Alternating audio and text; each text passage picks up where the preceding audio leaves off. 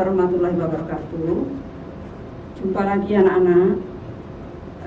Kita ketemu lagi untuk membahas materi bab 3, yaitu klasifikasi materi dan perubahannya. Sebelumnya kita pernah membahas tentang klasifikasi, tapi yang kita bahas kemarin adalah klasifikasi makhluk hidup, yaitu pengelompokan tentang makhluk hidup. Untuk kali ini kita akan membahas tentang klasifikasi materi dan perubahannya. Jadi ini nanti kita akan membicarakan tentang pengelompokan yang terjadi pada benda mati. Kalau kemarin klasifikasi makhluk hidup, sekarang klasifikasi materi dan perubahannya. Berikutnya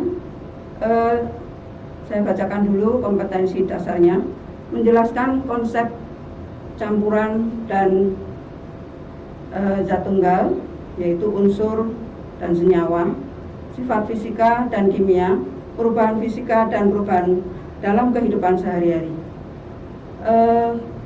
KD berikutnya adalah 4.3, menyajikan hasil penyelidikan atau karya tentang sifat larutan, perubahan fisika dan perubahan kimia atau pemisahan campuran. Tujuan pembelajaran kali ini yaitu kalian diharapkan bisa menjelaskan pengertian unsur, senyawa, dan campuran, kemudian dapat menyebutkan contoh unsur, senyawa, dan campuran, kemudian dapat membedakan unsur, senyawa, dan campuran. Kita lanjutkan pelajaran berikutnya, maksud saya materi berikutnya. Yang kita bicarakan adalah tentang materi, klasifikasi materi. Dalam kata lain, materi itu nama lainnya adalah zat. Apakah itu zat, anak-anak? Pelajaran yang pernah kamu dapat di SD pasti sudah pernah diberikan tentang ini. Materi atau zat adalah sesuatu yang mempunyai massa dan menempati ruang. Jadi saya ulang, materi atau zat adalah sesuatu yang mempunyai massa dan menempati ruang. Berdasarkan karakteristik zat tersebut, berarti karakteristik benda berdasarkan wujudnya dibedakan menjadi benda padat, benda cair, dan benda gas. Kemudian benda-benda tersebut akan mengalami perubahan wujud. Antara lain perubahan wujudnya adalah mencair, membeku, menguap, mengembun, dan menyublim. Kemudian berdasarkan sifat benda-benda tersebut, yaitu benda padat, benda cair, dan benda gas, menurut sifatnya bahwa untuk benda padat, bentuk dan volumenya akan selalu tetap. Artinya apabila benda itu kita pindahkan dari satu tempat ke tempat lain, tidak akan mengalami perubahan volume maupun bentuknya. Berikutnya adalah benda gas. Untuk benda gas mengalami perubahan bentuk dan volume. Jadi bentuk dan volumenya akan mengalami perubahan. Kemudian untuk benda cair itu volume dan bentuknya, volumenya tetap, bentuknya akan selalu berubah menyesuaikan tempatnya atau wadahnya. Berikutnya, skema perubahan wujud benda. Jadi benda tadi dapat mengalami perubahan wujud karena pengaruh kalor. Nanti kita bicarakan di bab berikutnya. Kali ini kita akan membicarakan skema perubahan wujudnya saja, yaitu menyublim. Menyublim adalah perubahan dari wujud padat ke gas. Kemudian mengkristal, perubahan wujud gas ke padat. Mencair adalah perubahan wujud padat ke cair. Membeku adalah perubahan wujud cair ke padat. Berikutnya Perubahan yang lain yaitu menguap. Menguap itu perubahan cair menjadi gas, kemudian mengembun, perubahan dari gas menjadi wujud cair.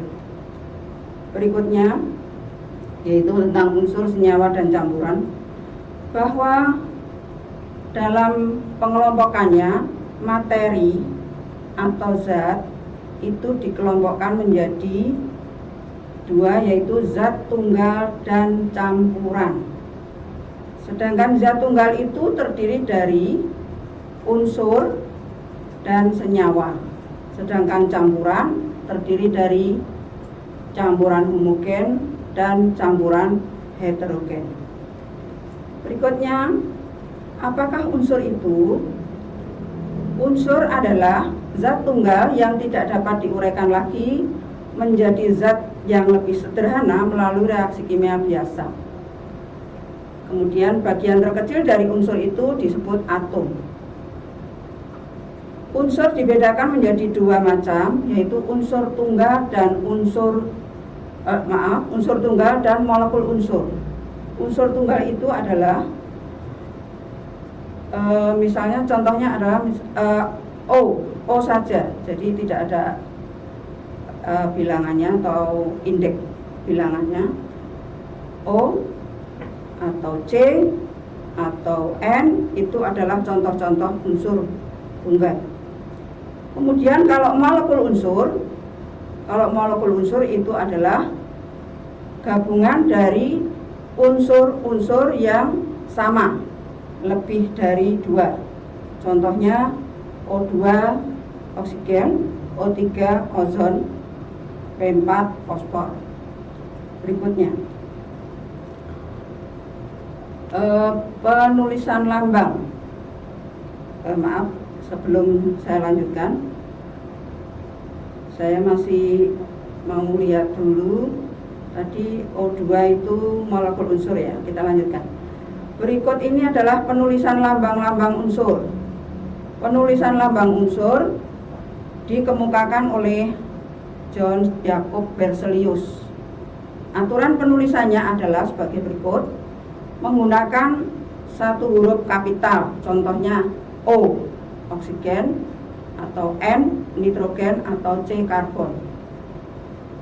Yang berikutnya bisa menggunakan dua huruf.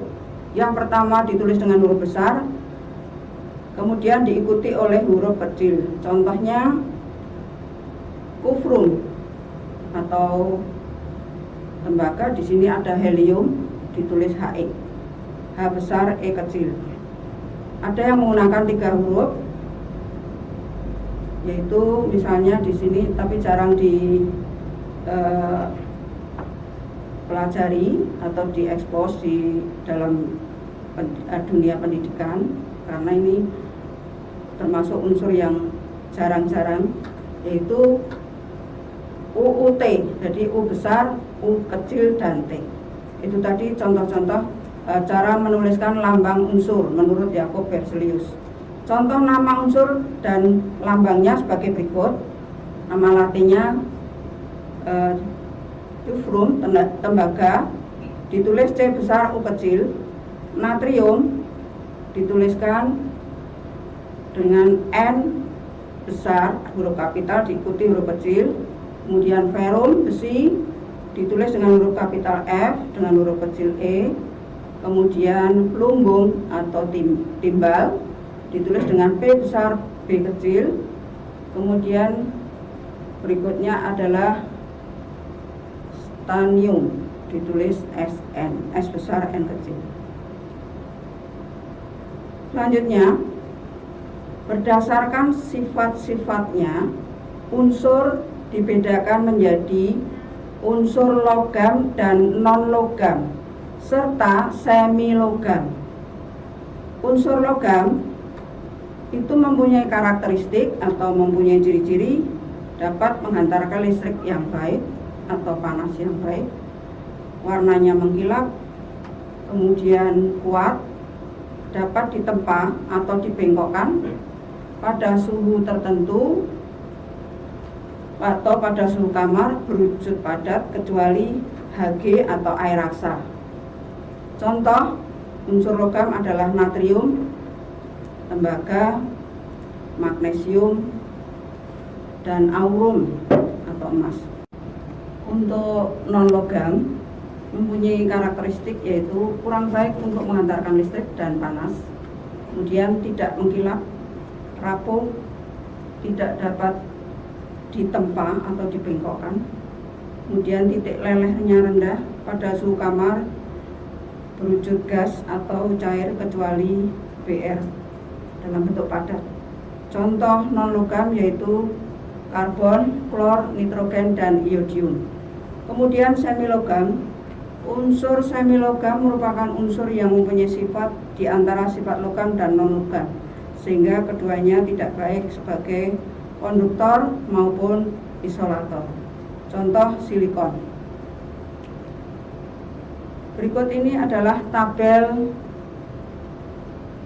unsur, sistem periodik unsur yang tersusun sebagai berikut. Di situ tertulis beberapa unsur, yaitu unsur logam dan unsur non logam.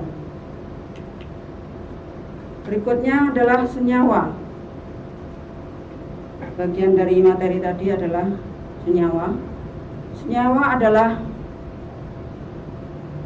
zat tunggal yang tersusun atas dua atau lebih unsur yang berbeda melalui reaksi kimia biasa.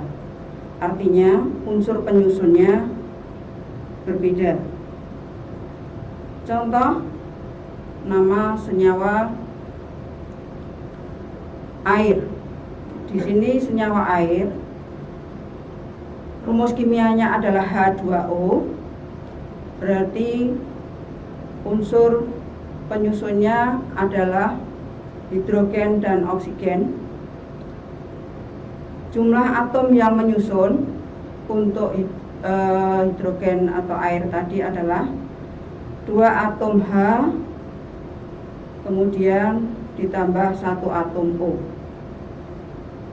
Contoh yang lain yaitu garam dapur atau NaCl, rumus kimianya adalah NaCl. Nama unsur yang menyusun adalah natrium dan klor. Atom penyusunnya terdiri dari 1 atom natrium dan 1 atom klor. Senyawa yang lain, contohnya adalah karbon dioksida. Rumus kimianya adalah CO2. Nama unsur penyusunnya adalah karbon dan oksigen. Atom penyusunnya terdiri dari 1 atom C dan 1 atom C dan 2 atom O, maka disebut CO2 atau rumus kimianya adalah CO2, senyawa karbon dioksida. Amonia yaitu NH3, terdiri dari unsur penyusunnya adalah nitrogen dan hidrogen. 1 atom nitrogen atau 1 atom N, atom penyusunnya, dan 3 atom hidrogen. Berikutnya sifat-sifat senyawa. Senyawa terbentuk dari 2 unsur atau lebih yang berbeda melalui reaksi kimia. Kemudian memiliki sifat yang berbeda dengan unsur-unsur penyusunnya. Dapat diuraikan menjadi unsur-unsur yang lain, maksudnya dapat diuraikan menjadi unsur-unsurnya melalui reaksi kimia. Unsur-unsur penyusunnya mempunyai perbandingan yang tetap. Pembentukannya memerlukan atau melepaskan energi. Jadi untuk pembentukan senyawa itu memerlukan atau melepaskan energi. Berdasarkan unsur penyusun senyawa, dibedakan menjadi senyawa organik dan senyawa anorganik.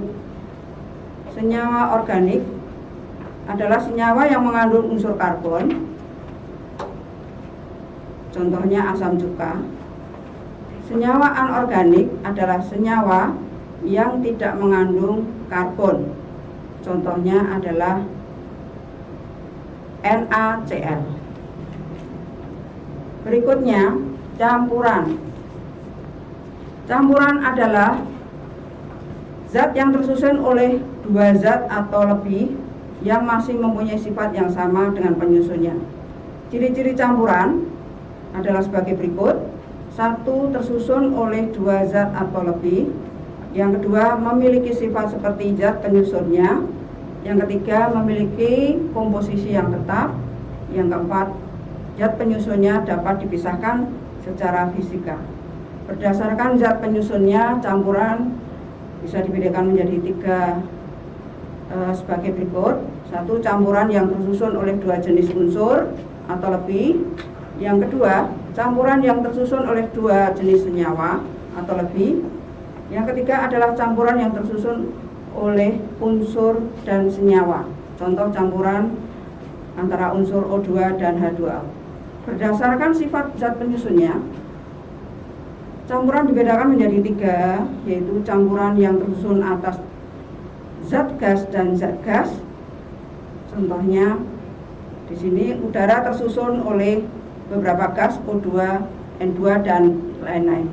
Kemudian campuran yang tersusun oleh zat padat dan zat padat, yaitu antara baja dan perpaduan antara logam besi dan karbon terbentuk baja.